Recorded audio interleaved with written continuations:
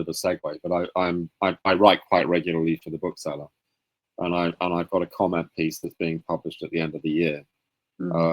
Actually, partly inspired by the fact that I watched you on a panel with some other AI experts having a conversation at a conference called Future Book quite recently.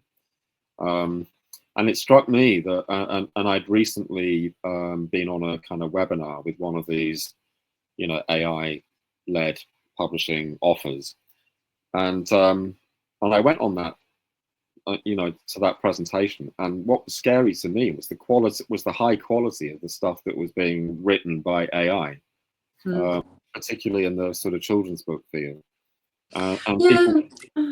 Sorry. Well, and people were being asked to spend like thousands of US dollars on a program that was going to help them write a book from idea to selling it on Amazon within 2.5 hours. Yeah, wow. I mean, it does beg the question though of why does that person want to do that? Like if they don't have that connection with the book format.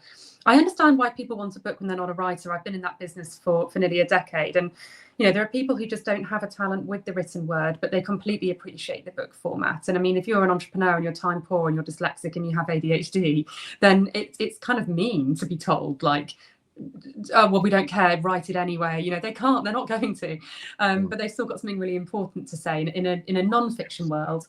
Anything that can facilitate getting that gold out of their heads and into a wider audience, I think is better, but it's still got to be theirs. I do question the motive of somebody who doesn't have the content or the means to provide it. It's simply sales. There were people who were on that call who'd written 50, 100 books, and they were selling them all on Amazon. Wow.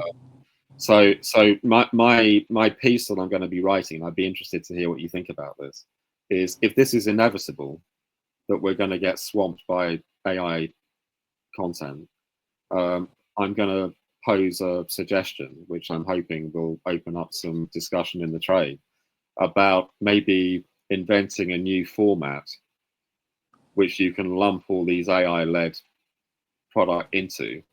So the same as like hardback, paperback, ebook, audiobook, why not have an AI format where you can put all these products in there so that you're separating out the AI stuff from the human stuff? That's fascinating, actually. It's almost like in sports where you'd have different categories. I think that's a good idea. Yeah, I mean, I'm not the technical person. I mean, maybe you might have some ideas about how to make that work. But I think because what you're saying is, we value this stuff, and there will be people out there that might want to read that AI-related things. But in the same way that maybe Wattpad is giving people an opportunity to write fan fiction, there's always going to be an audience for the Wattpad stuff. So why not an audience for AI stuff that everybody can benefit from without the downside? The AI generated, yeah, but versus AI assisted, yeah, because at least then everybody's clear.